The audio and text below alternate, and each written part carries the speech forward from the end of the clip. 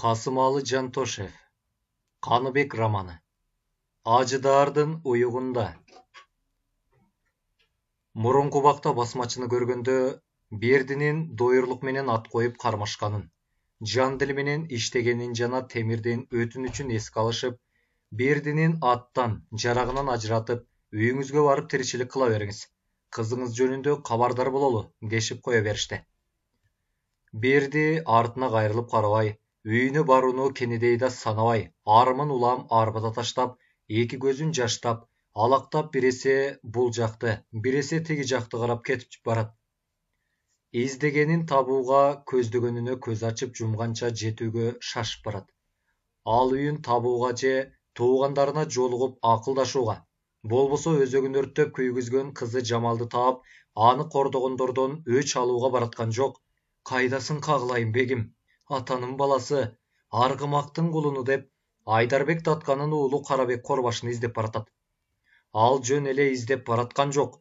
Карабек Корбашыны тымызын ээрчитип келип, кызылдардын башына каран түндү түшүрүп, алардан бирөөнү же экөөнү гана эмес, тотунун кунун, Жамалдын кордолгондугу үчүн кызылдардын бирин калтырбай, кыдырып өч алганы баратат.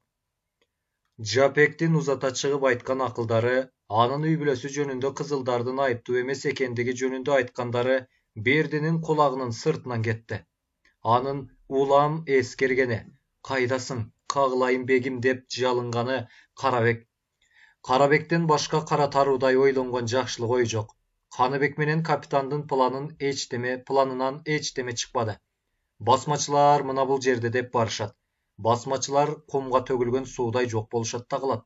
А басмачылар уламдан улам сүрүлүп, кызылдардын ар бир маневрин жазгырып кетип баратышат.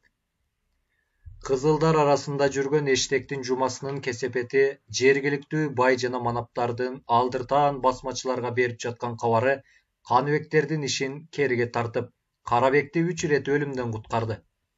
Эл арасындагы басмачыларга кошулган байлардын, айрыкча манаптардын таасири өтө күчтүү болгондуктан, анын үстүнө бул арадагы кыргыздар арасынан басмачыларда бир кыйла кишилери жүргөндүктөн, кызылдардан мокочо катары корккондуктан, кызылдарга болушуу иши азыя баштады. Силер менин жалгыз бээмди зордуктап алдыңар. Мындай кылганыңар үчүн кызылдар келгенде сүйлөшө жатаармын деп, мындан 3 күнү илгери бир кедей айтканда, ал кедейди катыны менен 16га чыккан уулуна кошуп, Карабек аттырып салган. Карабек Корбашынын гана эмес, анын атасы Айдарбек Татканын мыкаачылыгы, кылыктарынан кабары бар эл кантсин. Көрдүм деген көп сөз, көрбөдүм деген бир сөз деген лакапты эскеришип, эл арасы кара таштай бекилген. Бакпай балаңан, жакпай жалааңан деген. Бирөө болбосо да бирөөнүн көңүлү кара болбосун дешип, эл өзү биринен бири коркушат. Айдарбек Татканын каарынан, Карабек Корбашынын заарынан корккон караңгы эл, жаманда болсо өз улагыбыздан теке салабыз деген конарсыз байлардын сөзүн эскеришип, жанагы кабар шумдуктай угулган кызылдардан көрө Карабек өзү эмеспи? Илгертен бери Айдарбек Татка кырып жибербеген бизди, эми Карабек кырып жибермек беле дешип, эл арасы күбүр шыбырга айлангандыктан, басмачылар жөнүндөгү кепти кызылдарга өлсө да айтышпайт. Басмачылар тамагын таштай качышкан айылтка барган. Ырас келдиңиздер, төлөө кылып жаттык эле, оокат жегиле демиш болуп, сыртынан жалпаңдашып, ичинен ызырынып сөгүшүп, басмачыларга карай тымызын кеши чаптырышат. Оштон улам алыстаган сайын басмачылар менен күрөшүү иши Каныбектерге кыйын болду. Анын үстүнө ат чабым эмес, тай чабым түз жок. Кайсы тарапка караба, бийик кокту, капчыгай, адам жүргүс аска, кечүүсүз суу. Жөрмөлөгөн чычкан түгүл жайылган төө көрүнгүс карагайлуу, арчалуу токой. Бир чакырымдай жердеги ыңтайлуу бийиктикке чыгып, эки жакты чалгындоо үчүн, ошол жерге бир канча чакырым татаал жол менен араң барат. Кош, ошол жерге барганда айланасы бүт көрүнө калабы? Кайдан көрүнсүн? Төөнүн күйгөн терисиндей катмарланган капчыгайлар, коктулар, канаттуулар үстүнөн учуп өткүсүз аркайган аскалар, далдаасына басмачыларды гана эмес, дагы бир нече катмарланган тоолору миңдеген басмачыларды кошуп жашырып турган сейт. Сурай Меккеге барыптыр деген лакапты эсине түшүргөн Берди, кызылдарды көргөн жерде жашынып, алар көрүнбөгөн жерде жол басып, Jolukkan ayıldan tamak surap içip, Totu menen Jamal jönündögi şumduktуу ujamogун kızıldarga baylanıştırıp aytıp, basmaçılardın kayda ekendigin suramjılap kele jetat. Teskeyi biik aska, küngöyi kalın arçalуу koktunun içinen Karabek orun algan.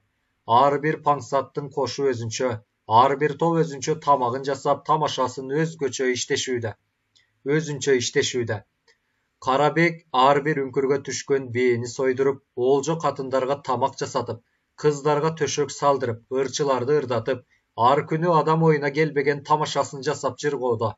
Tek Kızıldardan kündö kaçıp, ayağı say tappay jürse da, Karabek'tin söylöttü üyünde jürgön siyahtı. Karabek kilem üstüne töşölgön şayır jurkandın üstünde koyulgan жаздыктан başın götörüp, ünkürdün tüpkürü jaktagı taştın tübünde bürüşüp oturgan Jamalga karady. Oy, gelin, kolumdu şalap koyçu. Jamal hiç söz aytpastan büjüröy jer karap basıp gelip, Karabek'tin sungan sol kolun uşalayın degen. Sen emne üçün kabağыңды açpaysın, dep Karabek kolunu uşalattırбай tartıp aldı. Min özüm uşunday, dedi Jamal akırın gana. O senin min özüңdü, dep oң jakты karçıtına tepkende Jamal ekala salıp tura kaldı da, Karabek'e karap koyboston ünkürdün tüp jagын karay bastı. Jamaldı ırgıta tepkenin körüp gelgen suluça gelin, kıyalbı oysoңdoy basıp gelip, al jetesizden birdeme surak beleňizbek, dep jılmaň etip gülüp koydu. Başında zorduk menen gelse da bara bara basmaçılardın turmuşuna gönüp, morunku turmuşundan geçip, emi bolor iş boldu, bayosu kandı. Meni be göz albasa da, can jökör jigitlerinin birini alıp berer dep jagınıp, Karabek'tin gözünün ağı menen teң aylanıp aşmaltay bolgon gelinleri de jok emes. Alar öz namısın jogotup, bardyk işke maş bolup, özünçö kandaydır bir bakты taалай gütkündür. Uşun etip kıyalbı siyahtуу bakты taалай gütbögön gelin, kızlardın görbögönü kör boldu. Bir katarı basmaçılardın korduğuna kömböy karşılaşıp can berişse, kay biri basmaçılardın korduğuna çıdap, jürögünü tüygön kegi jönünde bir ögö aytıp, andan keyin öz ömürlörünün tagdyrı jönünde oylorun işke aşırgılary gelet. Jalmaňdagan kıyalbö Karabek'tin kolunu şalap anan, kıyşaňda yerkelegen bolup, Karabek'tin sakalının aldынан öp şınk etip koyganda, ünkürdün sırtında tamak jasap jürgön kelin karap durup, arsız kançık, dep künk etdi. Jamal ünkürdün töründögi bir taşka söönüp olturat, birok al uşul minutada ыйлап же kaygırıp turgan jok. Karabek'ten kantip öç alууну oylap turat. Kolundan geler eç teme jok. Günü tünü kaytaruda. Karabek oysoңdogon kelindin jardamı menen ordundan turup, jaraktarın asınıp jalan kabat kök notu çepkenin giyip ünkürden çıktı da, Satar! Satar arı jakta bir top jigitlerge maktanıp, kaçan kaysıl uwakta kendin üyüne barganın, al kızıl askerçe giyinip alıp eldi kantip korkutkanın aytıp jatkan ele. Karabek'tin ünün ukkanda çok baskan mışıktay sekirilip gelip, iki kolun boğrun alıp, Leppay begim, eki jaktan eçkanday kavar jok bu? Tınçılık begim, eştektin jumasынан kavar jok bu? Jok begim. Karabek jaykala arı beri basıp durup, Satar! Leppay begim, dep Satar emerile jügürüp barıp, eesine şıypaňdagan ittey jalmaňdap, juulbay jürüp sargargan tişlerini ırsayta ırjayıp, eki kolun boğrun alıp, moyunun kuy-kuytup tura kaldı. Janıňa kalagan kişileриňди alıp, çalgınga bargın. Kup bolat begim, emne kılaryňdy bilesiňbi? Bir suluu kız taap, akmak, dep Karabek bakırganda, kuldugum var begim. Satar çögölöy kaldı. Kanday gana bolbosun Kızıldardan birdi tiröy garmap gelesiň. Eger Kuday berse, aytkanыңызды atkaram begim. Sözsüz atkarasың. Kup begim, sözsüz atkaram. Eger bul aytkandarımды atkarbayt ekensiň, anda menden jakşylyk körem dep oýlaba. Aytkanыңызды atkaram begim. Emi men kamınıp jönöýin begim. Bar, ak jol toy bol. Aytkanыңыз gelsin begim. Karabek Satar ketken jakka erçi basıp jaykala eki jakty karady. Tokoyluu koktunun jeli uygu tuygu bolup turgandyktan, al kaysı tarapka karabasın kuyku maygına jıttınyt. Teetiginde bir pangsat kerçöö kuykulatıp jep oltursa, mınamında birö şıyrak kuykulap jüröt. Teginde birö ot kobuşkan maylуу çuçuktu jıgaç menen ilip alıp, arçanın daldasına girip barat. Ал bir topko karap turdu da kobur uğulgan tarapka karay bastı. Tokoy arasındağı açıkta 10 çaktı basmaçı oturuşat. Alardın içinen eköğü gana jigit, kalgandары 50 menen 60'tan neba aşkandar. Daima Satar menen birge жүрүүчү Ömür degen jigit Jamalды kantip alıp gelişkenini aytıp büttü da. Koldogı mıltıkты, sur şineldi, beldegi kurdu, tebeteydegi kızıldı görgöndö, kim gana bolbosun seni kızıldar, bolşevikler dep gana aytışat. Ayel kanday, kızıldarın kim, bolşeviklerin kim, törtünçün kim, biz kim, an ajratıp olturuşpayt. Kim korkunuçlu ekenin gana ajratışat. El kimden korkso, al oşonun kulu bola öret. Munun abdan tuğra, dedi şaldıragan 3-4 tişik algan bir avuşka. Kızıldarga kim boluşsa, anın üy bülösüce jakındарын jaylay beriş gerek, dedi Ömür. Abdan tuğra, deşti çuğuldaşa.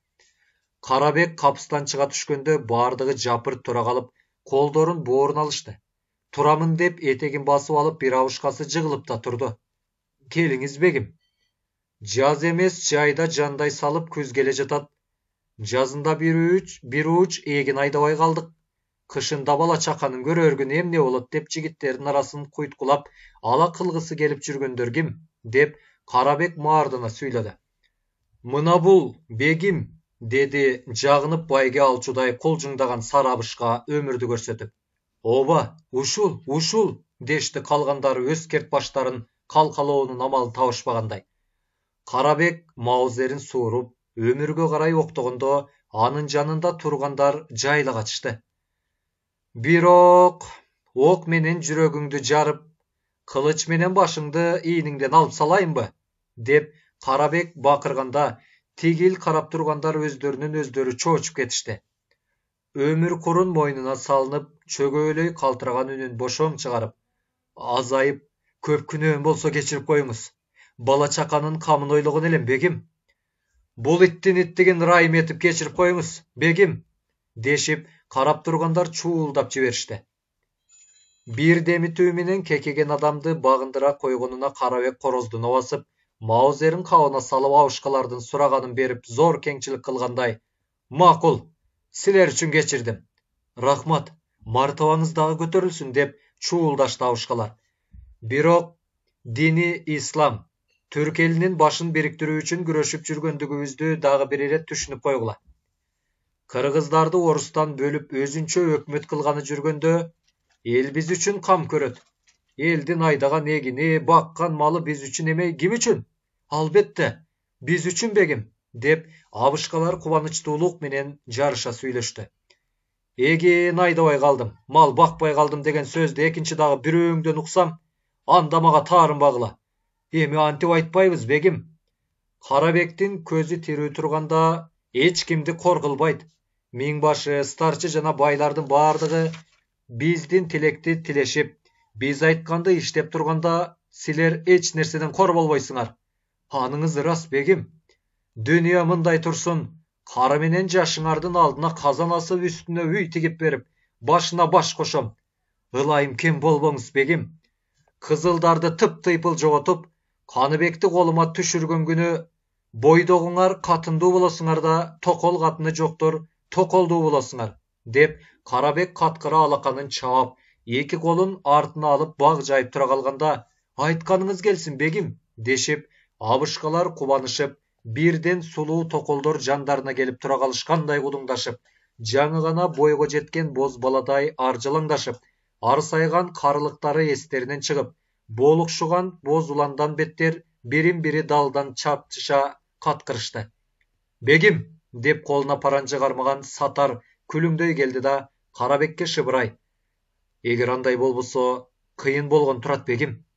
Oşondoy amal kılganıň dele, kızılдар kolgo tüşe turgan bolso, katındardın birin emes bardığını alıp bar dep Karabek Satardı dalga kakkıladı. Amalı begine jaga түшкөн Satar götörülüp, "Oy Ömür, jür meni menen." Janagı Karabekке jagınıp jalmaňdagan kıyalbü paranja jamınıp çıga geldi da, "Begim, Satarыңыздın aytkany" dep sözün bütür elekte, "Satar kanday aytsa oşondoy işteňiz" dedi Karabek. Satar Ömürdü eriştip kıyalbüge kolun bulgay çıgıp ketişti. 5 mantın şımdaqtanıp, beline altın kemer kurçanıp, başın ak jooluk menen buğgan bir jigit şaşla jügürüp gelip, kolun booruna ala salam berip, "Sүйünçü begim, bolsun bolsun, kanday kuanyç" dep, Karabek kubana jigitти iýinden karmay kaldy. Momun korbaşyny jana bir polkovnikti jüzдөй asker menen eriştip, Kamalbek afandy kele jatat. "Sүйünçüňe bir suluu kız" dep, Karabek jigitти dalga kakkılady da ekinci jagyndagy Abışkaga garap, "Sooronbay paňsatty çakyryňyz." "O, Sooronbay paňsat, sizdi bek çakyryp jatat" dep, Abışka aňtaňdagan boýdan jönödü. Karabek epteňdep kele jatkan Sooronbaydy uturlay basyp, "Kuanyçly habardy ukkandyrsyz?" Uktum bek. Uksaňyz oşol mehmandardy özüňiz tosup alyp, özüňiz kütüňiz. Kerek bolsa paňsatlardyň bardygyn janyňyzga alyňyz. Tamaşaga şykdylar momun korbaşynyň aldynda bolsun" dedi da Sooronbaydyň kulagyna gana şywrap, "Baykaşdyryp görüňiz. Igy gelse gelinderje kızlar töşөгün salyp berer."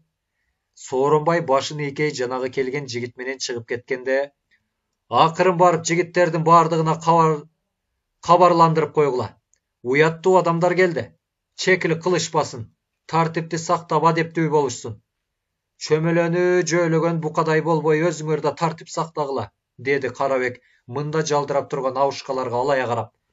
"Jakşı bolat begim" deşe, Abışkalar koldorun booruna alışıp ketençikteşken boydan tokoy arasına jitip ketişdi. Sooronbay başlagan paňsatlar jana alarga jasa körlengen koşomatçılar koşo çabışıp, Kamalbek menen momun korbaşyny tosup gelişip, alardy ayabay kadırlagan retinde bardyk koştun başına dal orgup çygyp jatkan bulaktyň gözünün aýlynasyndagy kök düzöňge alyp gelip düşürüşdi. "Aýt" dese şap etken jasakörlördiň kolundan 3 beýda soýulyp ketdi.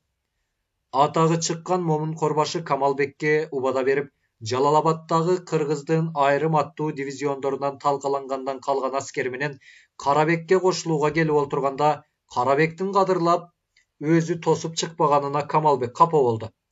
Birok emne üçin Karabek özü tosup çykpaganyn Kamalbek abdan jakşı düşündü.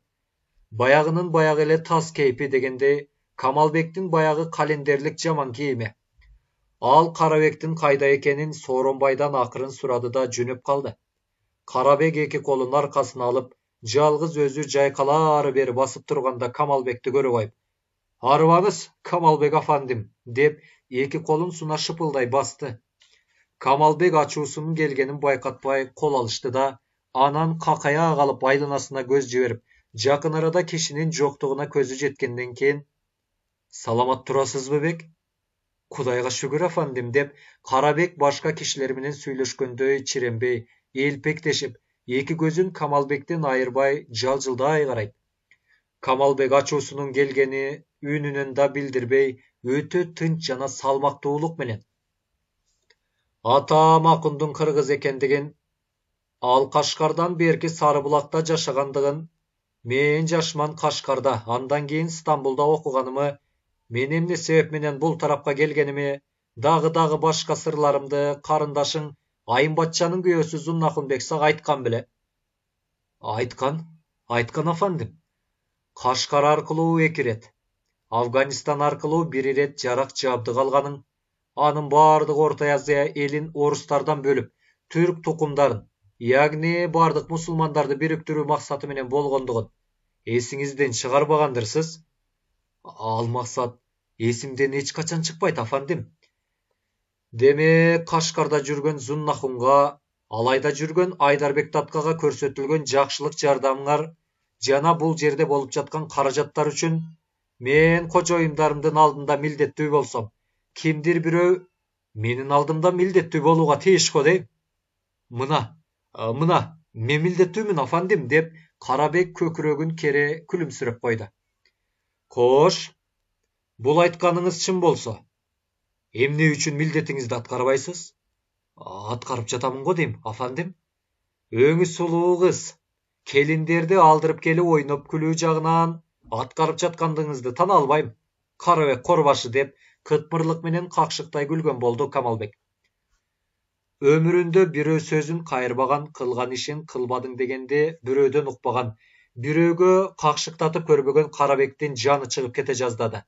Афандим, мен деп Карабектин кайраттуу баштаган сөзүн бүтүртпөй, болду деп Камалбек бакырып алып, жеп жиберүүчүдөй Карабекке акырайды. Ушул секундаларда экөө бирин-бири жеп жиберишүүчүдөй тиктеше калышты. Камалбек үнүн басаңдатып, бирок каарын сөзүнө чыгарып, боюн Карабекке керип, көзүнүн бардык жини менен кан ичкичтигин кайнатып, жаакеттерин түйүлтүп, тиштерин кычыратып, энем жасабаган кийимди кийип, атам кылбаган кесипти кылып, түндү түн дебей эмне кылып жүрөм? Саат сайын өлүм коркунучун тугузган кызылдардын тылында эмне үчүн барып жүрөм? Ал эмгегиңизди билем, Афан. Сен эчтемени билбейсиң. Менде да баш, сенин башың баш эмес, тамдын кырына койгон кабак. Бул сөзүмдү саясий жана философиялык маанисине түшүн, эгер башың болсо. Демек, Карабек Корбашы деген атагың менен эптеп, мына бул жыйнаган аскерлерге огожу болуп жүрөсүң деңизчи. Дал ошондой, деп Камалбек ачуусуна чыдабай калчылдап, Карабекти жеп жиберүүчүдөй бир топко тектеп турду да, өзүң ойлоп көрчү. Мамлекеттик көз менен караганда, сен эмне кылдың? Бир жума Ош шаарына бийлик кылдың. А Каныбек эмне кылды? Сени торопойдой чыңыртып, Оштон кууп чыкты. Ошту алган бойдон ары жүрүп, Анжиян, Маргаланды албастан, артыңа карай качып олтуруп, Алайдын ушул коктусуна тыгылдың. Бул эмне экенин билесиңби? Бул маскарачылык, милдетти аткарбагандык, урушта уттургандык, дырдай жылаңач үйгө карай качкандык. Атиги большевиктерди карачы. Күндөн күнгө күчөп, майда кыштак селолорду гана эмес, чоң шаарларды алып, куу чөпкө тийген өрттөй каптап келатат. Түрк фронту башкарган Фрунзе менен Куйбышевдин кызыл аскерлери эмес, 6 кишиден куралган отряды бар Каныбектин аскерлерин карачы. Анын аскерлери күндөн күнгө жайнап барат. Анын үстүнө 100дөн ашуун аскерлери бар. Капитан аттуу эски революционер келип кошулса, мындан 5 күн илгери сенин албай паңсатыңы талкылап, капитан Оштон 20 араба куралжаны тамак ашы менен дагы 100дөй аскерин ээрчитип келди. Мына, көрдүңбү? Каныбектин аскерлери кантип көбөйүп жатканын, жана сенин аскерлериң эмне үчүн азайып жатканын. Түшүнөм, Афандим, деп Карабек улутуна мурутун сылап койду. Жок, Карабек Корбашы, сен түшүнбөйсүң. Датканын сендей көпкөн уулуна Зуннахундун айтуу боюнча түн катар молдо менен Жутакемиң башыга кабылышымда мен эми гана мурдума суу жеткенде гана арман кыла баштадым. Бул эмне дегениңиз? Мурдунун учунан аркыны көрбөгөн көпкөндөргө жолугуптурмун деген. Анжиянды борбор кылып, орустун полковник жана генералдарына таянып, анан силер менен байланышканымда иш башкача болмок. Бул менин эң биринчи жаңылышканым. Экинчи каталыгым, сенин зыяндуу кылыктарыңды көрүп мурунтан тыюу сала албагандыгым. Мына ушул 2 рет зор каталашканымын натыйжасында Анжияндын заңгыраган бир үйүнүн ичинен сага кубанычтуу буйрук берип турууңдун ордуна, мына мындай асканын арасында жарганатча жашырынып, сени менен кермур айтышып турам. Сиз мени өтө кордодуңуз, Афандим, деп Карабек абдан таарынгандай тез карай берди.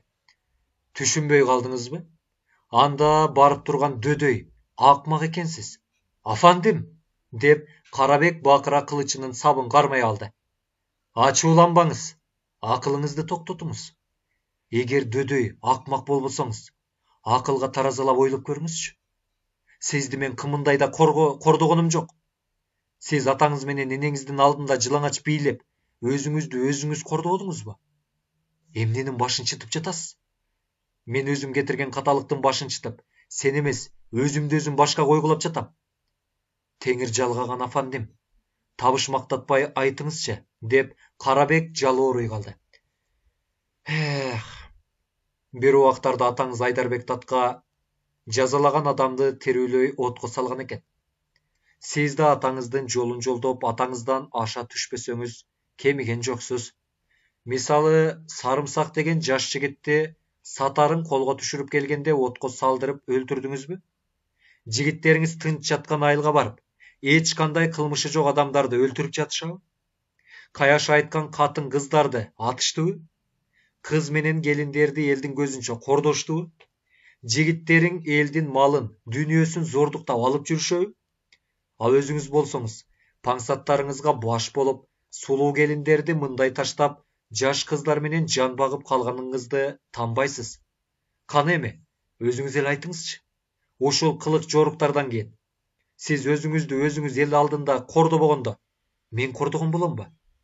Сиздин ушундай акмактык жоруктарыңыздан улам эл бизден алыстап, кызылдарды баардык ыктары менен колдоп жатышат. Каныбекти колдогон капитан эмес, калың эл. Алар барган жерине ревком уюштуруп, ар бир ревкомдору өздөрүнчө отряд уюштуруп, биздин баскан кадамдарыбызга капкан сала башташты. Мен бул каталыкты мурунтан билбей, сага кошулуп акмак болгонмун. Бул ишти кан буугандай тыюуга болот.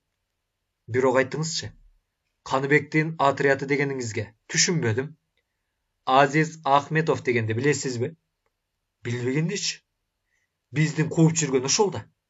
Эмесе сиздин илгерки кулуңуз Зуннахон менен атаң издеп жүргөн Каныбек ошол. Коюңузчу, деп Карабек чочуп кетти. Ал аты жөнүн өзгөртүп алганын билбей, аны тирүү кармап алуу максаты менен оору имиш деген ушакка ишенип, айыл арасынан издеп акмак болгонмун. Түн катар молдо менен Жутакемиң башыны Ошто жайлаган.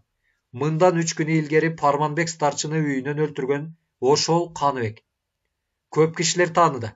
Каныбекти Оштон кармап өлтүрдүм деп айтканың анчейин гана кежирленген сөз болуп чыкты. Аны кантип билдиңиз, афандим? Угулган ушактарды тактоо үчүн мындан 3 күнү илгери Жума деген чалдын үйүнө бардым. Ал абышка менен кандай мамиледе сүйлөшкөндүгүмдүн сага зарылчылыгы жок. Каныбек революцияга катышып, Москванын ар жагындагы бир жерден жарадар болуп кайтканда, аны дарылап айыктырган ошол абышка болгон. О, шайтан баскан абышка. Аны мен билем. Чоңкойчу дегендин кайнатасы болуучу. Токто, мен аны кемпирине кошуп бүгүн түнү жоготтурам. Маселе өлчөйгөн кемпир менен чалды жоготууда эмес. Маселе Каныбек менен капитанды жоготууда. Башчыларын жоготкондон кийин башка аскерлерин жоготуу оңой болот. Кандай гана шартта болбосун, биз ал экөөнү жакын аранын ичинде өлтүрүүгө тийишпиз. Эгер ал экөөнү өлтүрө албайт экенбиз, анда экөөбүздүн күнүбүздүн бүткөнү. Каны, акылдуу Сунганбегим, сенин акылың ушуга жеткен беле? Жок. Каныбектин жайын угуп заманасы куурула түшкөн Карабек Камалбекке каршы эчтеме айта албады. Кандайча каршылашар экендегенсип Карабекти Камалбек бир азга тиктеп турду да, ал унчуга албагандан кийин ары жактан көрүнгөн бирөөгө карап: ары жакка келген орус полковнигин бери чакырып кой, деди Камалбек кожоюн өңдөнө үнүн чыгарып. Албетте, Камалбектин минтип кожоюнча сүйлөшүшү Карабекке жаккан жок. Айта турган сөзүң болсо мага айт. Сөзүң жок болсо келген жолуңа түшүп кете бер деп айтууга Карабекте тил да, укук да жок. Камалбектин ким экенин, анын айтканы айткандай болууга тийиш экенин, анын айтканына эч кандай каршылык кылууга болбой турганын, эгер бул иштерди орундатпаса, Карабек өзү мерт боло турганын карындашынын күйөөсү Зуннахон өткөн жылы эчен кайталап эскерткен. Балам Карабек, Камалбек афандынын атасы Акун бизге кыяматтык дос. Бирок досубуз деп Камалбектин айтканына моюн тоңдук кылба. Достук өз жолу менен, алдыга коюп аттанган ишиң өз жолу менен. Камалбек афандың кандай айтса дал ошондой иште. Кудай тилекке жеткирип, кыргызды орустан бөлүп чыксаңар, сен өзүң бардык кыргызга султан болосуң. Буга Камалбек афанды өзү да макул. Мына ушун этип, болочок бакты таалайың маңдайыңда жаркырап турганда кокустук кылба. Эгер кокустук кылсаң, сен экөөбүз үй бүлөбүз менен кырыларыбызды эсиңден чыгарба кулунум, деп атасы Айдарбек таткада далай ирет айткан. Ушундай себептерден улам Камалбек кожоюн экенин, ал мурдуна чүлүк такпай жетелеп алганын Карабек жакшы түшүнөт. Ак шапке, ак кител, кызыл лампастуу көк шым кийип, өтүгүнө шарактаган шпор тагынып, колуна ак кол кап кийип, эки жанына эки маузер тагынып, полевой сумкасын сол колуна кармап, мурдун коңкойтуп, мурутун топоздун мүйүзүндөй имерген полковник келип, Камалбекке честь берип тура калды да, сиздин чакырууңуз боюнча полковник Косолапов келди, деп бутун бутуна шыпылдата тура калды. Бул киши Анжиянда иштеп келген полковник Косолапов. Сизге мындан ары согуш искусствосу жагынан жетекчилик кылып, сиз менен бирге иштешет. Өзүң датканын уулусунуп, муну орусунтуп кыжырлашуулар пайда бербестигин алдын ала эскертем деп Карабекке айтты да, анан Косолаповго күлүмсүрөй карап, кадырлуу Айдарбеков Карабек, корбашы менен таанышып коюңуз. Саламатсызбы? Деп Карабек жайкала басып колун сунганда, Косолапов буттарын шыпылдата, шпорун шылдыратып кол алыша. Иван Петрович Косолапов, сиз менен таанышып, амандашып тургандыгым үчүн өтө кубанычтуумун, Карабек Айдарович. Сиздер сүйлөшө туруңуздар, деди да Камалбек үңкүргө кирип кетти. Куш келипсиз, господин полковник. Тагдыр экен, господин Айдарбеков. 6 жыл бою Анжиянда иштеген элем. Солдаттар арасында падышага каршы иштегендердин кесепетинен Анжияндан чыга берүүгө туура келди. Эчтеме эмес. Бул иш убактылуу. Сиз менен кол кармашып иштесек, жакында Анжияндын көчөлөрүндө ат ойнотобуз. Мен өзүм кавалерстмин. Согуштун жайын болсо, Кудайга шүгүр, эч кимден сурабайбыз. Бул сөздөрүңүз мени өтө кубандырды, господин полковник. Ал эми биздин иштин жайын болсо, Камалбек афандым түшүндүргөн чыгар. Түшүндүм, господин Айдарбеков. Албетте, большевиктер менен сизчилеп согушууга болбойт, деп Косолапов көтөрүлө күлүңдөп. Аларды жеңиш үчүн өтө чебер тактика керек. Баардан мурда кызылдардын тылынан ажыратыш керек. Масален, Камалбек Акунович менен акылдашкан менин тактика мындайча болууга тийиш, деп Косолапов полевой сумкасынан карта алып Карабектин алдына жайган жатканда, бир басмачы жигит жүгүрүп келип, колун боорун алып, бегим, сизге өтө шашылыш түрдө жолугат элем деп эштектин жумасы келди. Бер жибергиле, деп Карабек айтканда, басмачы жигит кайра жүгүрүп кетти. Господин полковник, бир аз сабыр этиңиз.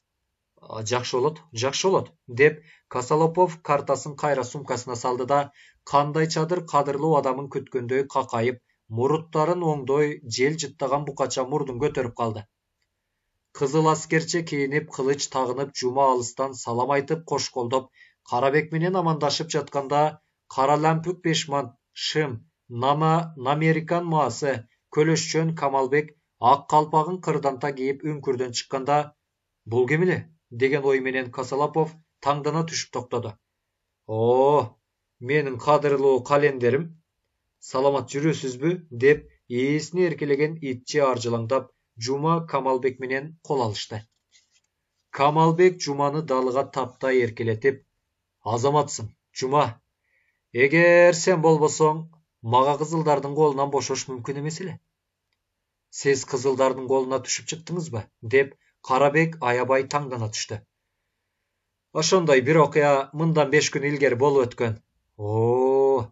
Анда азамат экенсиз. Таанышпойлу. Сиздин досуңуз полковник Косолапов, деп Жума менен кол алышты. Кош, Жума мырза. Кандай жаңылыктар бар? Деп Камалбек кемерин кармап чалкалай калды. Иш мындай афандим. Мындан 5 күн илгери Оштон комиссар келди. 100 ашуун солдат, 50 атка жүктөлгөн жүгү менен капитан келгенин билем. Албай паңсатты талкалаганын да билем. Башкасын айт, деди Камалбек.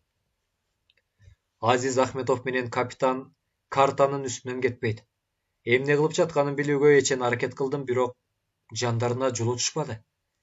Анысы мага түшүнүктүү, Жума мырза.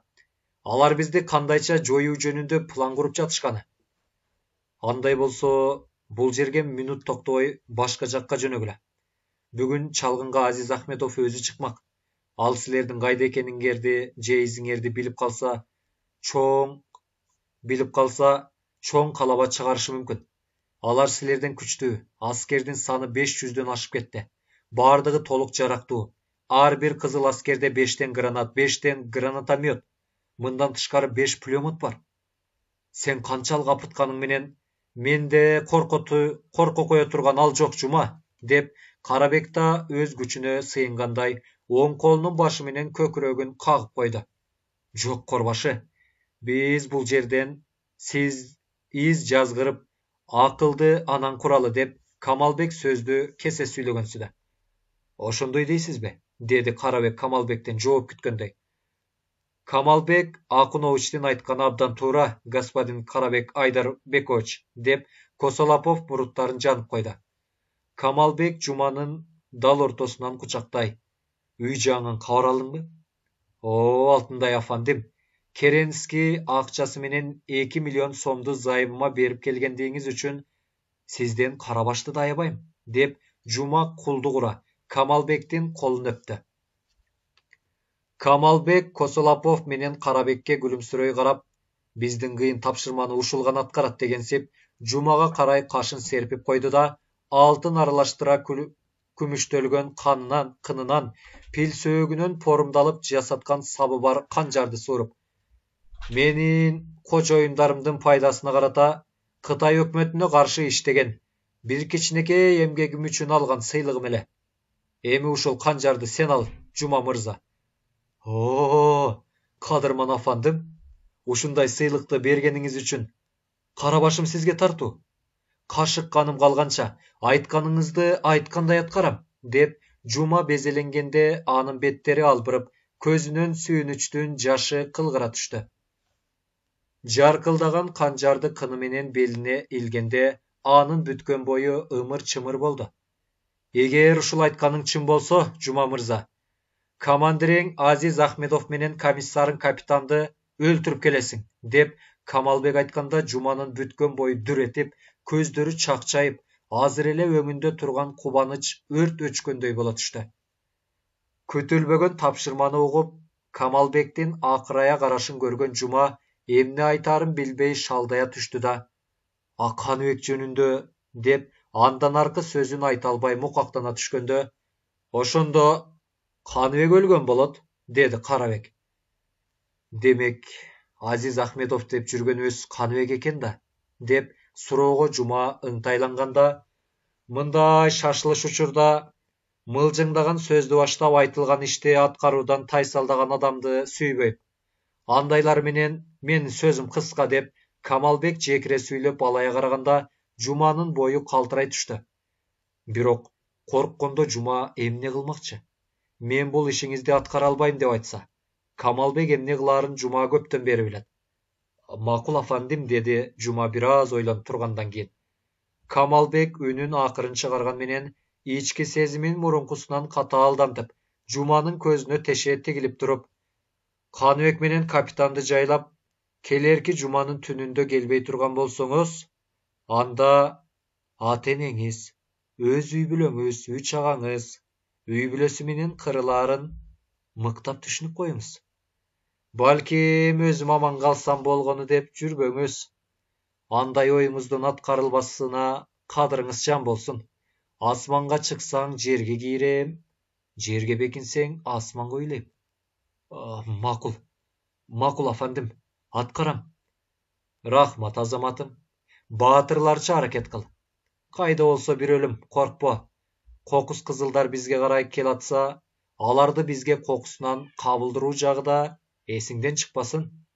Каныбекти алаксытып, кокусунан бир татаал жерден жолуктурсаң, деп Камалбек кубанычтуулук менен Жуманы далга кагып, кош деди. Кошуңуздар, кош, ак жолтой бол, деп Камалбек кол алышты. Жума кеткенден кийин Камалбек Карабекке карап, жигиттериңизге айтыңыз, бул жерден тез кетеле. Баса, моймолжуган кыз келиндериңиз бар экен, эми аларды таштаңыз, үйлөрүнө барсын. Биздин текенин тилин байланган өшөрлөгөн жан эмеспи, деп эртегинде бир койчу айткан эле. Анын сыңарындай Карабектин каяшасын тыйып, паңсаттарына карай бөжүткөн Камалбектин күч эмеспи? Көз ачып жумганча басмачылар тополоңдоду да калды. Эрим мени урса, мен балдарымды урам, деп бир катын айткан имиш. Камалбектин карына жолуккан Карабек паңсаттарын бөөдөй кууруп, жигиттерин жекирип жерге кийирип жибере жаздады. Тамактын камын кылып жаткан басмачылардын чаң тополоңу чыкты. кичинекей казанда калдайган кара чакаларда кайнап жаткан эттер капка куржунга салынып, кайнаган сорполорду отко төгүлдү. Үңкүрдөгү Камалбектин буюмдары атка артылып жөнөгөндө бир басмачы Карабекке жүгүрүп келип: «Бегим, кызылдар тараптан берди деген абышка келди. Сизге айта турган зарыл ишим бар» дейт. «Тезден бери келтиргиле» деп Карабек айтканда, басмачы жүгүргөн бойдон кайра кетти. Басмачылардын эмнеге тополоңдогонун, кайда жөнөп жатканын түшүнбөй, үңкүрдүн ооз жагында бир ташка далдаланып карап турган Жамал кызылдар тараптан берди деген абышка келди деген сөздү укканда жүрөгү оозуна тыгыла түштү. Атам өзү келдиби же мен сыяктанып зордук менен колго түшүп келдиби деген суроо көңүлүнө келе түштү. «Салам алейкум, бегим» деген бердинин үнү угулганда Жамал бакырып жибере жаздады да бирок көрүнүүдөн уялып артына карай жылды. «Ким болосуз?» деп Карабек адатынча акыраңдабай өтө кичипейилдик мамиле кылды. Берди калтыраган жашыңкы үнү менен: «Атым Берди. Зайыбым кызылдарга өлтүртүп, Жамал аттуу жаш кызын тарттырып жиберген бир шордуумун, бегим. Атаң Айдарбекти аткале, Карабек мырза. Мендей шордууга жардам бер. Атанын баласы, аргымактын кулуну экендигиң чын болсо, кызылдардан өч алып бер, айланайын бек» деп ыйлап жиберди. «Жакшы болот, Бердаке» деп Карабек Бердинин далысынан таптай: «Сабыр кылыңыз, Бердаке. Сиз үчүн кара жанымды курман кылууга даярмын. Бирок сиз азырынча ушул жерде калыңыз. Ушул жерге менин жигитим Сатар келет. Аны ээрчитип мага келиңиз. Анан кызылдардан кантип өч алуу жөнүндө акылдашабыз». «Жарайт, айланайын бегим. Баса, Бердаке, уулуңузду эмне үчүн аттыңыз?» «Аны уккан белеңиз. Ал Жубарымбек кызылдарга болушту. Ал болбогондо Азиз менен капитанды атып салат элем». «Аттиң арман-ай. Уулуңуз жолтоо болбогондо иш оңунан чыкпак экен да» деп Карабек оозун карманып башын чайкады. Берди мурункусунан чыйрала кубанып: «Эгер сиз мага жардам берсеңиз, ишти мындан арда оңунан чыгарууга болот, бегим». «Ошондойбу? Сиз мага ишенсеңиз, мен сизди кызылдардын үстүнөн, уктап жатышкан жеринен чыгарам». Карабек Бердинин колун силкилдете кармап: «Абдан сонун болот, Бердаке» деп Карабек Бердини азыр эле өзү менен бирге ала кетүүнү ойлоду да: «Азыр ушул кезде кызылдар кайда? Аларды көрбөгөнүм 5 күн болду. Бирок алар жердин түбүнө кирип кетсе да издеп таап берем, бегим». Азыр эле Бердини ээрчитип бара коюп, кызылдарды камаа арабай жаткан жеринен басып талкалоого көңүлү келе калган Карабек кайта айныды. Сөзүндө чалгырты бар. Мүмкүн алдап келген абышка чыгар. Эгер чын ниети менен келген болсо, Сатар менен кошо келгенде көрө жатармын деп ойлоду да Карабек кара күчкө Бердини мактаган болуп жүрүп кетти. А Жамал жөнүндө ооз ачкан да жок. Анын атасы Берди аттуу абышка экенин алда качан унуткан. Берди Карабек кеткен тарапты көпкө карап турду да булар шашылып кайда кетишти. «Мейли, кайда кетишсе анда кетишсин. Сатары келгенде ээрчитип алып, жерге кирип кетишсе да табам» деп өзүнүн эрдигине жана билгичтигине кубангандай жагалданып: «Атанын уулу аргымактын кулуну деген ушул. Өзү Айдарбекти атканын уулу Карабек корбашы боло туруп: «Жакшы болот, Бердаке» деп далымдан сылап эркелетип: «Сабыр кылыңыз, Бердаке, сиз үчүн жанымды курман кылууга даярмын» деди. Окка кылайын, Карабек, мени сыйлагандыгың үчүн сени Кудай сыйлайт. Өмүрүң узун болсун, бакты таалайың, кызылдарды басып, мартабаң дагы көтөрүлсүн. Ооба, сайраңда, дагы көккө карай көтөрүл. Айланайын, Карабек, сенин аркаң менен мен да кызылдардан өч алайын деп Берди жагалдана ары бери басып, Сатардын келишин чыдамсыздык менен күтөт. Чырылдап чыркыраганына карабай колун артына байлап, оозун таңып жатканда тарс этип чыккан мылтык үнүнөн улам басмачылар энесин атып салганын Жамал жакшы биле турган. Мени басмачылар зордуктап алып кетишти. Карабек корбашынын өз колунан кордолдум. Энеми атып салышты. ушуну кызылдардын же большевиктердин чоңуна, алар менен бирге жүргөн атам Бердиге, бир тууганым Темирге айтып койгула деген аманат сөзүн айтуу үчүн 16 күндөн бери өз жанын өзү кыйбай, кызылдардын бирөөнү жолуктурууну күтүп жүргөн Жамал эми кыймылдабай сулап, үнүн чыгарбай жатат. Баса, Бердаке, уулуңузду эмне үчүн аттыңыз деген Карабектин сөзүн укканда, Темир акеми атам өлтүрүп мында келген экен го деген ойдон улам өңгөчүн тарта жыгылган Жамал али жатат. Ал жөн эле жаткан жок.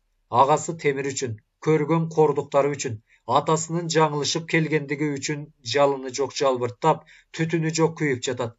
Ал күлүк ойдун учу кыйрын кесип, атасынын душман болуп келишин сезип жатат. Жамал көптөн кийин ордунан турду. Бирок ал баардык оюн бир шумдукка тогоруп турду. Энесин басмачыга, агасын бузуку атасына аттырган жүзү кара. Жаштайыңда тапкан каракчы эрин кайда? Эмне үчүн өлбөй басып жүрөсүң?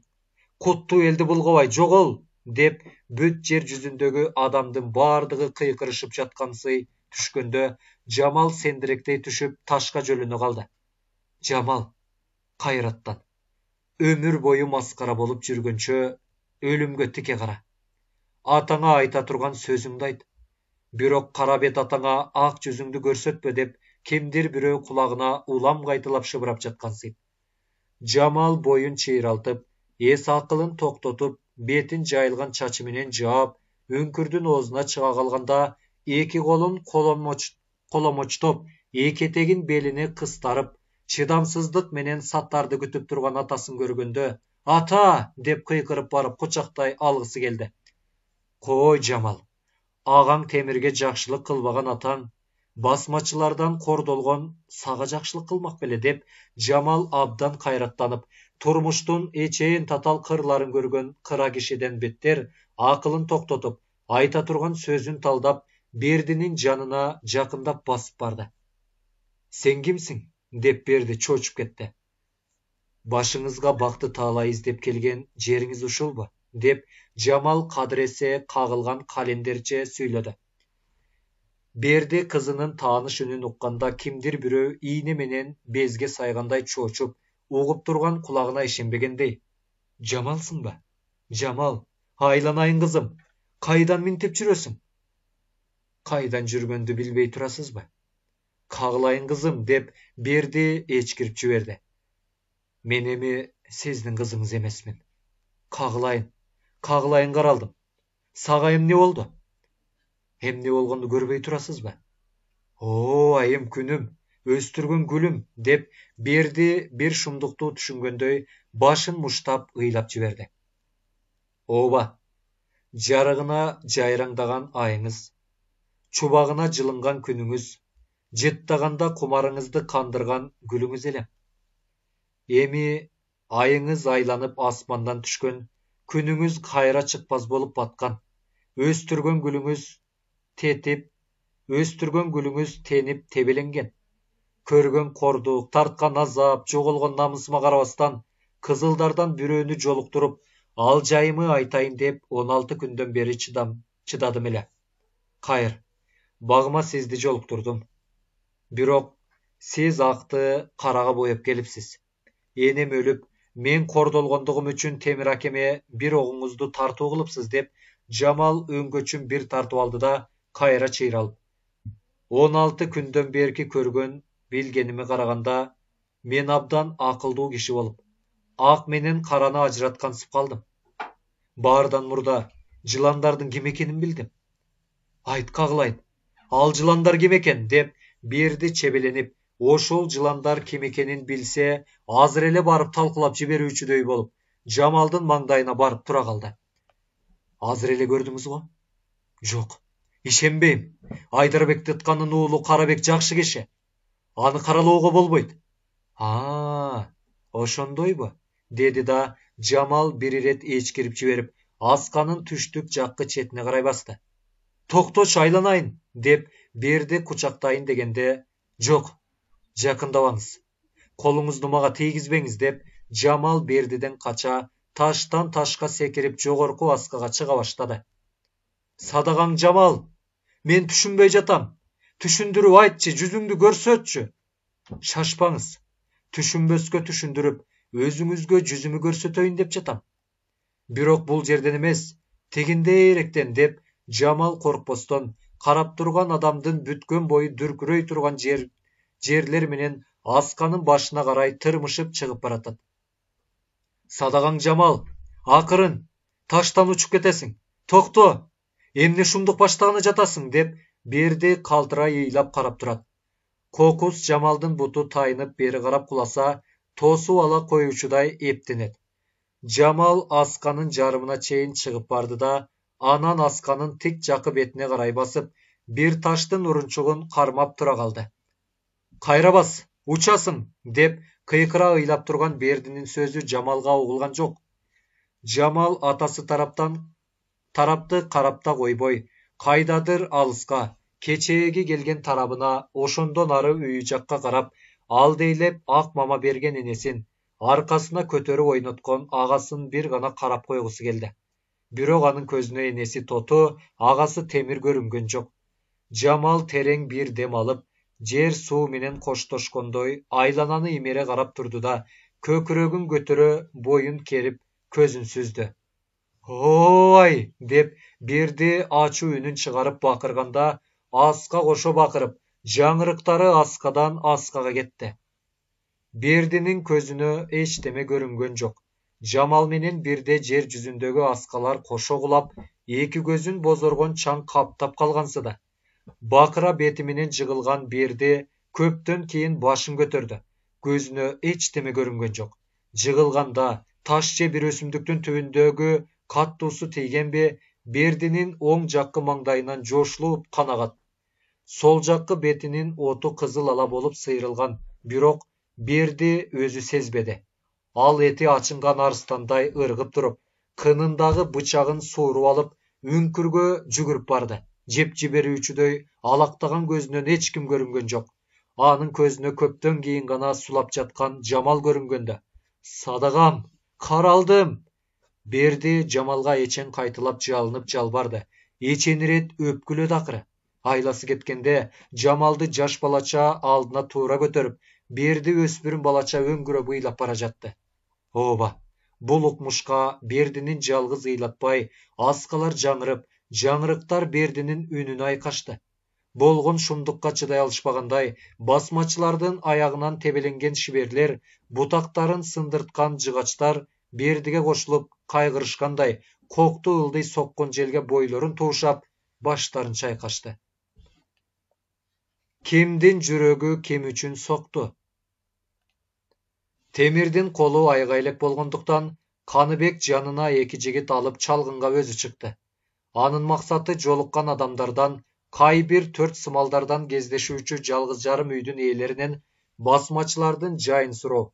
Баардан мурда жердин шартын байкоо эле. Элдин уурусунан жердин уурусу жаман деген эл сөзү көптөн бери Каныбектин эсинде. Ал оштон чыккандан бери 30 адыр, лаңгар, така менен чырчыктын белдерин, Караташ Кабылан көлдү, Күлчөнүн батыш жагындагы Жошоолунун ичин, Кекиликтин чатын, анын түндүгүндөгү Кара Токтунун белин, чыгыш жагында калган Качуура, Кара Конушту, анын түштүк чыгышындагы Аюу Тапанды, анда түштүккө имерле бергендеги Буудалыкты элестетип келе жатты. Бардыгы жабыла бир тарапты карабай, ар кимиси ар бир жакты байкап жүрүп олтуруу чалгынчылардын адаты болгондуктан, үчөө 3 тарапты карап бара жатышат. Пай, жердин уурлугу ай. Басмачыларга жардам берип олтурган жердин уурлугу эме эмне? Жердин уурлугу болбосо, басмачыларды алда качан талкалоого болот эле. Бир же 2 чакырым жерден эмес, жарым чакырым жерден көргөн кишини табуу кандай машакат. Эгер ал киши сага келаткан болсо, 1-2 жолу кокту колотко кирип көрүнбөй, анан келип көрүнөт. А качкан киши болсочу? Качкан кишини табуу үчүн эне сүтүң оозуңа татыйт. Андай качкандардын көбүн таппай да каласың. Колоттон колотко, коктудан коктуга буйтап адаштырат да кетет. Эгер ал басмачынын кишиси болсо, тумшукту имерлеп тура калып мурдуңу канжылата коет, деп ойлонуп, Kanıbek alыстағы асқа тарапты қарап келе жатқанда, жолдаш командир, тетіге топ қарағанда bir жөө киши кирип кетти, dedi эки кызыл аскердин бири. Кара кашканын такымына камчы тийгенде Каныбектин кулагына шамал ышкырды. Тайпайган коо сымалдап кичинекей дөң сымалга чыгып, андан коктуга түшүп, аркы кырга чыга бергенде, жолдош командир, тигинде качып баратышат, dedi экинчи кызыл аскер атынын башын каттуу тарта токтотуп, сол колун коктунун аягына карай сунуп. 5 киши, 5 тең жөө, бийик беттен анкилдик аттырган койчулардын таягындай болушуп, 5 биринен бири өтүп, ал андыздан бара жатат. Токтологон кыйкырык, тарс эткен мылтыгыны, дабырттаган аттардын дабышы жөө качкандардын аргасын төгөттү. Ооздорун ача ентигишип, өңдөрүн кумсартып, көздөрүн алайтышып, 5 бирине бири ыктай ийрилип тура калышты. 3 кийингени куур тон, куур шым, баштарында малакай, буттарында чокой. Арыкчырай узун бойлуусунун кийингени кара ала тааршым, 5 мант, бутунда эски мөөкү, башында боз көрпөдөн жасалган жаман тебетей, төбөсүнөн жүнү булайып турат. 5-синин бою жапалдаш, кийгени сары жаргак 5 мант, боз тааршым, бутунда эски маасынын кончуна каптаган чарык, башында жаңы ак калпак. Кимсиңер? Dedi кара кашканы жулкунтуп, тапанчасын эптей кезеп кармаган Каныбек. Бала чакаңан айланайын аке. Бирөөнүн ким экенин билбей туруп, өзүбүздүн ким экендигибизди айтпоого ант кылганбыз, dedi карала таар кийгени. Кандай ант? Деп Каныбек таңдана түштү. Карала таарчан бутун илгери бир шилтеп, сиз ким экениңизди түшүндүрүп айтпасаңыз, биздин жайды билбейсиз. 5 башыбызды алсаңыз да, жайыбызды билбеген бойдон кала бересиз. Жигиттин кайраттуулук менен ишендире сүйлөгөнү, ушул жолдоштордун айтканы айткан дегенсиген теги төртөөнүн көз карашы, таяктарынан башка эч кандай жарактарынын жоктугу, жалпы көрүнүшү көз ачып жумганча Каныбектин оюн алда кайда алып жөнөдү. Дал ушул секундаларда чоңалайдын демейинде Кубат, Жапек баштаган койчулардын арасында тургандай боло түштү. Сиз ким болосуз аке? Dedi сары жаргак 5 мантчы. Демек, биз ким экенибизди айтмайынча, силер сырыңарды айтпайт экенсиңер да, Эч качан, дешти 5 тең жарыша. Каныбек тапанчасын кабына салып, баг жайган кара мурутун эки жакка жанып койду да күлүмсүрөй. Биз эмгекчи элди бакты таалай үчүн күрөшүп жүргөн кызыл аскерлерден болобуз. Бизди кызылдар деп аташат. Коюңузчу. Чын эле аке, дешти 5 чуулдаша. Ишенип койгула, иничектер. Эгер чын болсо, карганыңызчы, деди эрди желки болгон бир тончон сары жигит. Эмне деп карганам? Кудай урсун.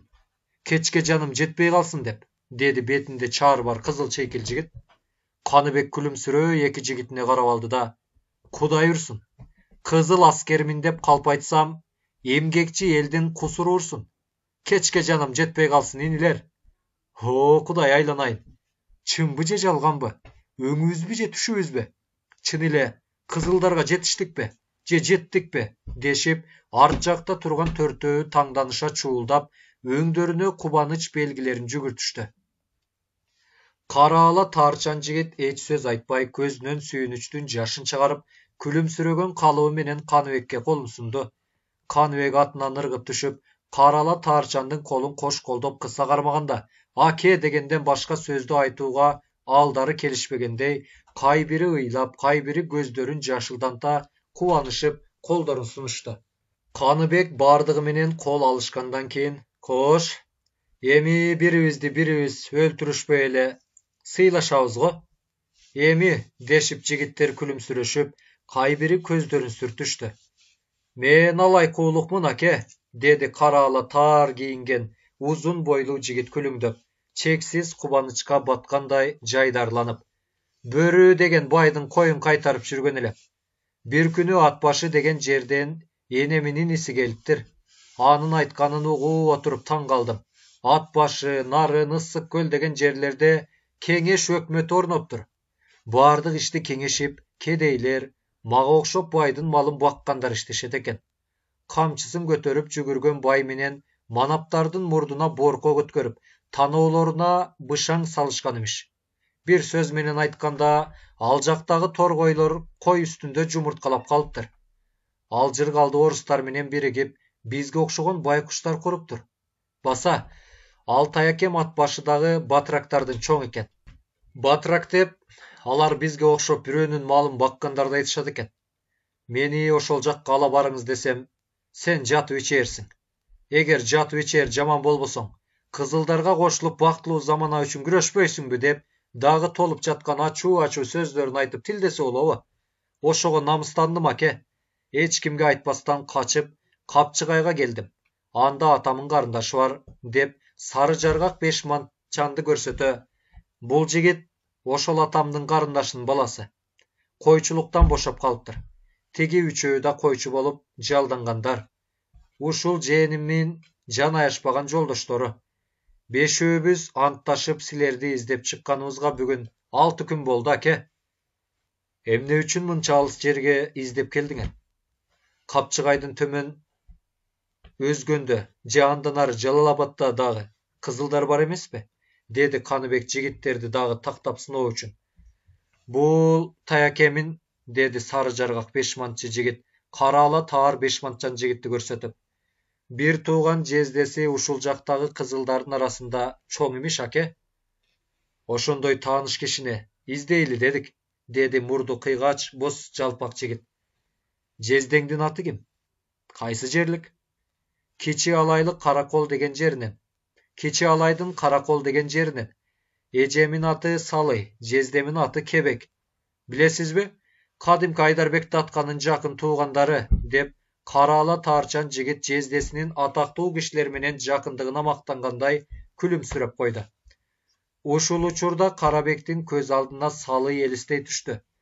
Анын жалынып сүйлөгөнү, шайыр күлкүсү, кыздар менен келиндерди ээрчитип барып ырдатышы, Кебектин чатак чыгарышы, доо тартышы дагы башкалары элестеди. О, садаган Каныбек, эми бизди көп акактатпай бербас деп Салыйдын кыйкырганы кулагына дагы кайталана түшкөндөй боло калды. Абдан жакшы жигиттер. Калган сөздү жай сүйлөшөлү. Силер, деди да Каныбек жанында жөө турган аскерлерин көрсөтүп. Ушул жигитти ээрчитип баргыла. Жездеңер Кебекти таап берет. Кудай тилегиңерди берип, өмүрлүү болуңуз аке, дешип жигиттер кубангандарына чыдабай чуулдап жиберишти. Баса, силер келатканда басмачыларга жолугуп же алардын кайда экенин билбедиңерби? Жогуңуз аке. Биз кишиден жашынып, айылдан качып жүрүп ушул жерге жеттик. Сиздер мылтык атып кууп жетпегениңерде, силерден да качып кетмегелек, деди ээрди желки сары жигит күлүп. Bir askeri менен 5 жигитти жөнөтүп, экинчи аскери менен Каныбек бара жаткан жагына карай жөнөдү. Каныбек 5 жигиттин келишине чыдабай, аябай кубанды. Чынында мындай кубаныч ар күнү дээрлик. Кызылдар жөнүндөгү чындык күндөн күнгө эл арасында ныгайып таралган сайын, кызыл аскерге кошулуучулар күн санап көбөйүүдө. Алар жөн эле келбейт. Кызыл аскерлердин арасындагы таякесин, жээнин, жездесин, тамырын же бир таанышын күбө кыла келишет. Ал аскер келген кишинин ким экендиги жөнүндө күбө болуп, анын жамандык кылбастыгы жөнүндө ант беришет. Каныбектин кубанычы күн санап аскерлеринин саны арбып, жардам кылган эл көбөйүп баратышы жөнүндө эле. Каныбек кырга чыгып дүрбү салып турганда, жакын эле жерден тумшуктап паранжы жамынган бир аял чыгат.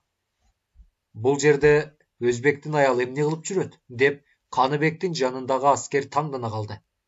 Аял түз эле Каныбектерге карай келатат. Ал жөн эле келаткан жок, эмне үчүндүр үңүлдөп ыйлап келатат. Тигине, ар жагынан дагы төртөө чыкты, деди кызыл аскер. Арткы төртөө да үңүлдөп, алдыңкысына жетүүгө шашылышкандай ыкчамдап келе жатышат. Бул кандай шумдук? Булар эмне кылып жүрүшөт? Же басмачылар алып келип кое беришкенби? Дал ушундай эле суроо тиги кызыл аскерде да болгондуктан ал унчукпады. Аял ыйын улам катууланта 4-5 саржандай келгенде, Каныбек бир иштен шектенгендей, Toktonguz. Kimsiz? Кайда жүрөсүз? Аял токтой калганда арткы төртөө да ыйлаша келип анын жанына тура калышты. Бизди сурап эмне кыласың, аке? Басмачылардын колунан бошоп чыккан шордуубуз деп боздоп, алдыңкы аял чачыбанын артына карай ыргытып, бизге бир жакшылык кылып, күлчүгө жеткирип коюң, деп Каныбекке карай жылды. Каныбек чын эле ишенди. Мына бул бетин ачып өзбекче сүйлөгөнү аял болгондуктан теги төртөөнү да аялдыкка чыгарды. Жалынып жалбарып келе жаткан жаш келинден шекшинип сактанбады. Бул келин жана гана Карабек Корбашынын сакалынын алдынан өпкөн кыялбы экенин, теги паранжанын ичиндеги бышылдап ыйлагандардын экөө Сатар менен Өмүр экенин, алардын жанындагы эки басмачы жигит экенин Каныбек жигит экөө такыр билген жок. Теги төртөөнүн шолоктогон үнү, кыял бүбүнүн көз жашы Каныбектин көңүлүнө кымындай күнөм койгон жок. Алардын жайын сурап, ыгы келсе жардам бергиси келип, кайсы жерлик элеңер дейин дегенде, тегил төртөөнүн экөө кызыл аскерге, экөө Каныбекке шап этип жабышты. Каныбек атынан ооп баратып, тапанчасын кармай берди. Асылган экөөнүн бири аттын бутун сүзө жыгылды. Экинчиси Каныбекти кармаган бойдон эсеңкирей түштү. Кара кашка кошкура жалп берди. Каныбек кулак түшөр замат кайра тура калып, тапанчасын жерден аларда теги аскерге жабышкан экөө аны атып жиберишип, Каныбекке асылышты. Каныбек Сатарды жыгам уштап, Өмүрдү анын үстүнө басып, колун маузерине карай сунганда, кыялбы шап этип Каныбектин оң колуна жабыша оодара тартты. Каныбектин кармашы бир нече минутага созулду. Эгер кыялбы болбосо, Каныбек кутулуп кетмек. Ал мурун даярдап келишкен арканды ала коюп, Каныбектин бутун чатыштырып, биресе мойнунан чала берип, акыры Каныбекти байлап алышууга мүмкүнчүлүк табышты. Каныбектин беттери айрылып, сол жаккы маңдайынан кан жайылып агууда. Теги Өмүр менен Сатарда кызыл ала болушту. Кара кашка азынып кайра жөнөгөндө, кызыл аскердин аты да кошо жөнөгөн. Өлгөн эки басмачынын ары жагында Каныбектин жолдошу сулап жатты. Өмүр атын минип, Каныбекти койчо өңөрдү. Сатар Өмүрдүн атын жетелеп жөнөй берди да кыял бүбүгө карады. Ал дагы аттын бирин минип, бирин жетелеп акырын келе бер. Эртерээк бекке жетеле. Акмат Каныбектин катын окуп, анын үй бүлөм болсо, алда качан өлүптүр деп жазында айткан сөзүн эсине түшүрүп, Эркиндин Чалдыкуйду айткандарынан улам ким экендигин жөнүндөгү маселени абдан каттуу жана ушунчалык ылдам текшертти. Эркиндин айтуу боюнча кыдырып жүрүп, Анна, Сыламжан акени да тапты. Билген окуялары жөнүндө Өлмаскан апа да сөзүн кошту. Эркин Каныбектин баласы экендиги жөнүндөгү чындыктап ишенишкенден кийин башыңардан бактысыздыктын баардык кыйынчылыктарын өткөрүпсүңөр. Эми бактылуусуңар, деп Анна Эркинди эркелетип бетинен өпкөндө, кантип эле көз ачып жумганча бактылуу боло калайын, деп Аннанын айткандарына ишенбей, Эркин жашып кетти. Кантип бактылуу эмессиң? Атаң Каныбекти өткөн күздө чолок экенин да көрсөм, мындай 2 күнү илгери соо болгонун да көрүп келген турбайсыңбы, деп Акмат жазуу столунун артына таянып туруп күлүмсүрөй. Жоңуз аке, мен таппай келдим дедим го. Эгер тапкан болсом мында келмек эмесмин. Мен өзүңүз айткан Каныбектин баласымын. Аны издеп жүрүп, энем таштан тайып бутун оорутуп бир абышка кемпирдин үйүндө калды, деп Эркин дагы бир далай сөздү айтайын дегенде, Анна аны кучактай эркелетип, бул сөздөрдү бир нече жолу айтпадыңбы? Айткан менен ишенбей жатпайсызбы? Ишендик айланайын, абдан ишендик. Бирок азыр сени жалгыз жибере албайбыз. Жакын күндөрдүн ичинде биздин кишилер жөнөйт. Ошолор менен барасың, деп Акмат дагы бир топ жайды айтайын дегенде, айланайын аке, Азиз акеме кат жазып бериңиз. Мен бүгүн кайтпасам болбойт. Энем бейтааныш бирөөнүн үйүндө тамагы жок калган, деп Эркин ыйлап жиберди. Атаң Каныбек ошол өзүн көргөн Азиз Ахметовдун кол алдында иштейт, деп Акмат айткандан бери Эркин чыдай албады. Бир минутта токтогусу келбеди. Сыламжан аке айткан шектүү окуялардан чочулашып, ошол Азиз сенин атаң Каныбек деп Анна менен Акмат айткан жок. Кымбаттуу досум, Баланы мыктап текшердик. Өзүңүн балаң болуп чыкты. Зайыбың сага жакын бир жерде экен. Аны байкаштыр. Социалисттик саламым менен Зулфукор деп бүктөлмө кыска жазылган катты конвертке салды да аны Акмат Эркинге сунат. Бул катты бекем сакта, деди да Аннаны көрсөтө. Мына бул жеңең сага акча жана көйнөк ыштан берет. Көйнөк ыштанды жуунуп кийип, акчага өзүң каалаган тамактарыңы сатып алып, баштыкка салып бүрсүгүнү мында кел. Мындан ошол кызылдарга баруучу адамдар менен бирге алайга жөнөйсүң. Эркин эч сөз айткан жок. Жаман бешмантын чечип, Каныбектин катын катып келген жерге колундагы катты катып, бешмантын кайра кийди. Тулпарды минген турабы, тууганга жетпей тынабы деп эртегиде Толубай сынчынын уулу Тулпарды минип, туткундаган калмактардын колунан качып чыккан имиш. Анын сыңарындай койну башын антарып жатып, казармага мышакат менен кирген Эркин эми көчөгө чыкканда карап турсунбу? Акчаны койнуна катып, жаңы көйнөк ыштанды колтугуна бекем кысып, бүрсүгүнү деген болжолду 3 жылдай көргөн Эркин Пыян базарга карай таскактады. Ал жаңы көйнөгүнүн жакасын эки жеңи менен орой бекем бууп, тегерек бышырган нандан оонду алып, эми кайда сыңалай дегенсип, дыйкан кыштактан аркы бийик дөбөнү асманга кабатташтыра бир карап алды да салып уруп жөнөдү. Өткөн күздөн бери зарлап, эчен ирет ыйлап атасын таппай жүргөн Эркин эми атасынын дайынын аныкта укканда бүрсүгүндү кантип күтөт, кантип чыдайт? Ал тепилдете бут шилтеп, лукулдата басып бат эле Ошту арка таштап, Лангардын жолуна чыкты. Мына ошентип Оштон жөнөгөн Эркин Анарханды ээрчитип, кызылдар ушул жерде жатат деген жалган айтуу боюнча жана гана Карабек Корбашлар кеткен үңкүргө келишти. Шумдуктуу жер экен балам. Кантип эле кызылдар ушундай жерде жүрүшсүн деп Анархан элеңдеп эки жакты карады. Ушул убакта ары жактан туягы ташка тарсылдаган аттын дабышы угулду. Эне, жашыналы деп Эркин Анарханды колдон ала жыгачтардын арасына кирип кетти. Сатар менен Өмүр Каныбекти алып келишти, бирок кыбыр эткен адамдын жоктугуна аябай таңданышты. Мына кызык. Бектер кайда кетишкен деп Өмүр таңданып ооз ачылды. Соо эмес. Бир шумдуктун баардыгын билип качышса керек. Түшүр. Алдагыны тиги арчага байлап туралы. Сатар менен Өмүр Каныбекти түшүрүп, ошол буту колу таңылуу бойдон арчага тикесинен таңышты. Көзүңдү айырбай карап тур. Мен Бектердин эмне болгонун, эгер качышса кайсы тарапка кеткенин билейин, деп Сатар атына минип жогору карай жөнөдү. Эми көзүңө карап, эсиңе келип былк этпей тур деп Өмүр Каныбекти чыкыйга укуп койду. Каныбек Өмүр өңөрүп келатканда да кармашкан. Колун байлаган жипти тиштеп үзүп, Өмүрдү атынан ыргыта коюп түшүргөн. Бирок аяктары таңылуу болгондуктан тиги экөөнүн күчүнө көп мышакат менен багынган. Алар Каныбектин ыштанынан бөлөк кийиминин баардыгын тоноп алышкан. Ошондуктан Каныбектин денесинде жерге сүрүлбөгөн, топурак жана чөптүн даты болбогон чоло жери жок. Сол жаккы бетинин оту сүрүлүп, оң маңдайынан аккан кан кашы менен кирпигине уюп ката баштаган. Тек Каныбектин көрүнүшү түшкө кирерлик. Сенин колуңан өлгөн эки жолдошумун өчүн алсам болор эле, деп Өмүр Каныбекке кызырынып койду да, бирок сени өлтүрүүгө болбойт. Сени Бектин колуна тирүү тапшырыш керек, деп Өмүр жагалдана ары бери басып, Каныбекти кармагандагы амалдары көңүлүнө толгондой кыткылыктап күлө. Эй, Мако, билесиңби?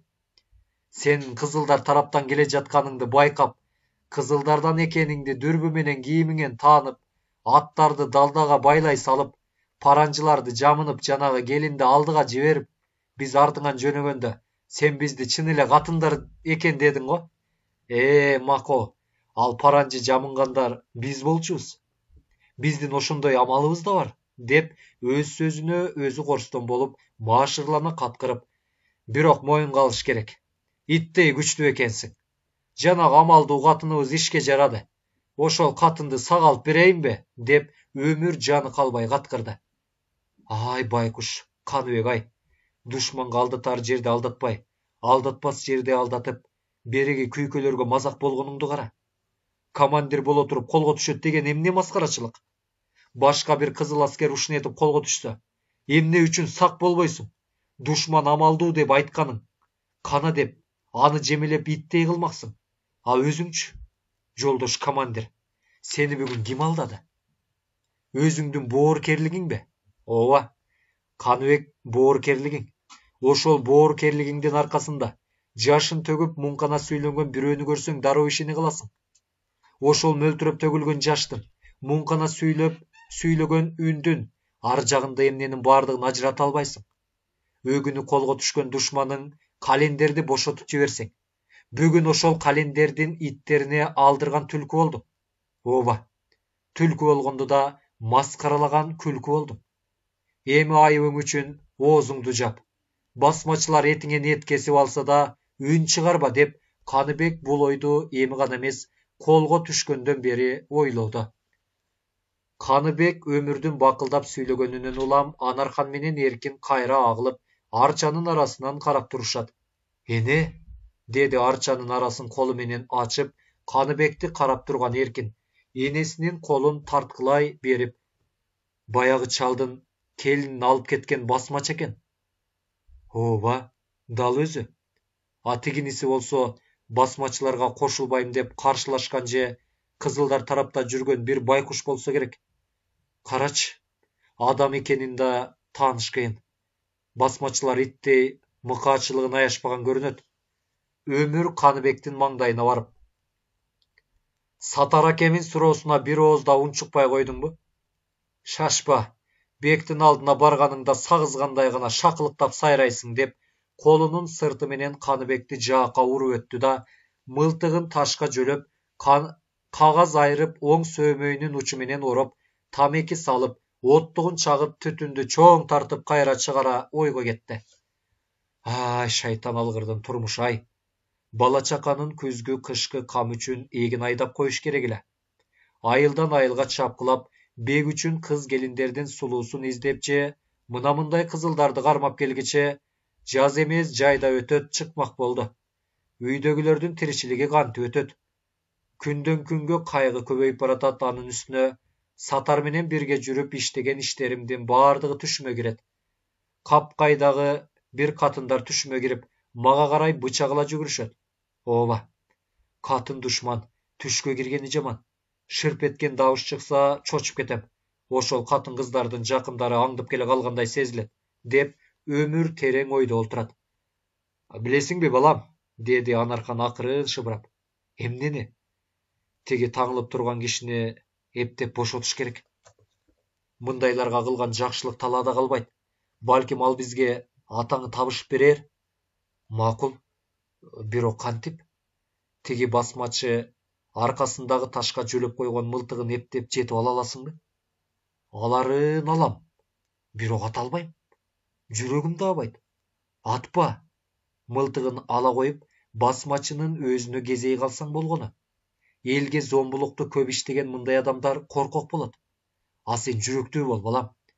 Эркин мышыкча жылып басып келет. Жер арбыбайт. Жакын эле жерде турган басмачы алыстай. Жүрөгү алып учуп, эки бети дуулдап ысып, кулактары чуулдайт. Мылтыкка карай колун сунганда эле басмачы жалт карай салып, билектен алуучудай сезилет. Кокустан бир окуя боло калса, ошол замат Эркинге жардам берүү максаты менен Эркиндин артынан жыла басып Анархан келет. Энеси артынан келатканда бел байлап, Эркин шердине түштү. Ал таштын ар жагынан эңкейип, мылтыкты алып оңдой кармап, мышыкча секирип, өмүрдүн бет алдына мылтыкты сунду. Бакырба! Паранжачан бейтааныш үндө бирөө мылтык сунуп турганын көрө койгондо, өмүрдүн жүрөгү оозуна тыгылып, деп кекечтене чалкасынан кетти. Муну көргөн Анархан Каныбекке кандай учуп жеткенин байкабады. Ал байланган аркандын чечүүлөрүн издеп олтурбастан, чөнтөгүнөн алган бакиси менен арканды бырчылдатып кесип жиберди. Паранжачадан чоочуп калган Каныбек Анархан жүгүрүп келип, бакисин ачканда сестене түштү. Эми качыңыз, деди Анархан калтырап шашкан үнү менен. Сиз кимсиз? Баласын эрстеп жоготуп издеп таппай жүргөн бир бечара аялмын. Сизди кызылдардын кишиси деп Kılgan jakşılыгым uşul. Kolunuzdan gelse jardamdaşıňyz. O kagılayın gelin. Önüň jakşı eken. Önüňizden da kızıldar üçün sokkan jüregiňiz jakşı eken. Atyňyz kim, üýüňiz gaýda? Atym Jamal. Üýsüz tentirep jürgenibиz uşul. Uşul ubakta baya ünkürdün aldı jagynda tamak jasap jürgen kelin jügürüp kelip. Silerge ezilip süýleşүү gerekpi je kaçuu gerekpi? Kaçkıla gele jatat dep kelin ayabay kardyna süýledi da tokoy arasına girip ketdi. Men tegil atty minip kaçayın. Siler menin artymdan gele bergile. Kişi jiberip tosturup alam dep Kanybek şaşla Erkindin kolundagy mıltykty alıp ölgön nemedey sulk jatkan ömürdü bir karap aldı da atqa ırgıp minip zımıragan boydan tömön kaçtı. Ene baykadyňby? Ününe karaganda atam Kanybektin gojoyunu Aziz Ahmedovga okşodu. Anın emne üçün oştun alıp gelgen katyň bergen joksuň. Jaňlyşyp kalamby dep korktum. Beti takır tanılbayt. Öňkürdün sol jakky tarabынан çaap kelatkan attyn dawşy ugulganda Anarhan menen Erkin tokoy arasına girip kaçıp ketişti. Janaly kalbay çapkılap gelgen Satar, "Ömür! Oy ömür!" dep kimdendir korkup şaşkanday Satar önün basınky çıgarıp kıykırdı. Ömür başın götörüp alakta eki jagyn karap, "Akırın. Janagy tutkun gana. Boluldam alıp keteli. Tigi jaktan kızıldar kelatat. Al kişini kızıldar boşotup aldı. Muna bul tokoydun içi kızıldarga tolup ketipdir. Kaç!" Satar atına kamçı urup kayra örgö garay jönöy bergende Ömür anın atının kuyruğundan karmap koşu jünödü. Kanybektin kolga düşkönün baykap kalgan kapitan Kanybek aldından çıkkandan keyin toktop kalıştı. Bir attı minip bir attı koştop kıyalbı sendeli varaň bastırıp geldi. "Oy Satar, Ömür!" dep zor işke jaragandygy üçün maan çırkagansıp ün çıgardı. "Apey! Elem ne bolgon? Bek kayda getdi" dep eleňdep tura kaldı. Al emnegedir çoçulaganda eleňdep ünün akırın çıgarıp Satar menen Ömürdü dagı kaytılap çakırdı birok жооп bolgon jok. Janagy kelin tokoy arasından körünüp bakırbay atyňan düşüp bergel. "Oy selpegen garakçı. Bekter gaýda?" dep kıyalby kesirli sözlerin ayta oğuljudu. Teke barsam atjan neme karmatpay kaçıp ketet degen oy tegi gelindin başına gele kalgandyktan unçukpay beri bat gel degensip jaňsady. "Emne deyt? Ölügüňdi göreýin karakçı. Bekter gaýda getdi?" dep kıyalby atынан düşkönde tegi kelin akırın jügürüp gelip kıyalbünü jakadan alıp eç kanday bursatka gelbesden jakka koyup jiberdi.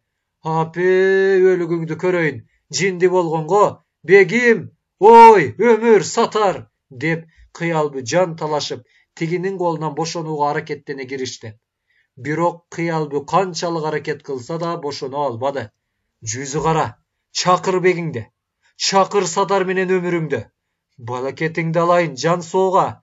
Ha, janyň tattууbu? Biröөгө jalyngandy bilesiňbe?" Tegi kelindin közleri çanagынан çykçuday bolup şumduktuuday kaardangan. Anın uşul minutadagy kaarın boljoldop aytuuda mümkün emes ele. Kıyalby batele kızıl ala bolgon kebetesi menen eki kolun booruna alıp jaşıl jamgyrday tögüp bezildep kelinge jalına başladı. "Kana Kıyalby, emekөөbüz eň jaykyn kalganda açık aykın süýleşölüçü. 3 kızdın kolun karmap berip begiňe kordottum. Al kızlardın ekөөü kansırap öldü, biröö jana uşul askadan boyun taşladı. Ölügün atası götörüp ketdi. Sizdin tildedi degen çygymyň menen saly kanattuu kelindi begiňe attırıp saldyň. Meni bolso jaşınıp jatkan jermen tapdın. Jalynsam bolboy aldırıp gelip emne gorduktardy görsetpediň. Sadagan geçir. İttik menden getdi" dep Kıyalby burkurap ыйлап jer çeçegin bezep jalnap. Kelin Kıyalbünü kökürökкө tepkende "Tokto!" dep kıykırgan Kanybektin ünü arçanın arasından çıktı. "Kıymıldaba!" degen ünder menen birge 3-4 kızıl askerler tegerektey kalıştı. "Kagılayın akebay, jaňlyşmasam janagy kolga düşüp gelgen kişisiz go. Bir pas erkime goýa turuňuz. Bul yüzü karadan öçümü alıp alayın. Basmaçılar kaçıp ketkenden beri kimdi kütüp oturdu deysiz? Uşul şermendeni kütüp olturganmın" dedi kelin Kanybekке karap. Sizби? Деп Каныбек акырын басканда кыялбүү көзүн чакчайтып, көчүгү менен артына карай жылып баратты. Дубана дубалаган жерде. Кийинки бөлүмдөрдө. Урматтуу угармандар, буюрса, Каныбек романы аякташына саналуу гана күндөр калды. Андыктан биздин баракчадан алыстабаңыздар, каналыбызга катталып, видеолорубузга лайк басып, комментарий калтырыңыздар. Ошол эле учурда бул видеолорубузду башка жакын досторуңуздар менен дагы бөлүшүп, алардын жан дүйнөсүнө азык тартуулаңыздар. Сиздер менен мен Илгиз Шамырзаев болдум. Кайрадан кийинки аудио китептерден жолукканча бизди күтүп туруңуздар. Сак саламат болуңуздар.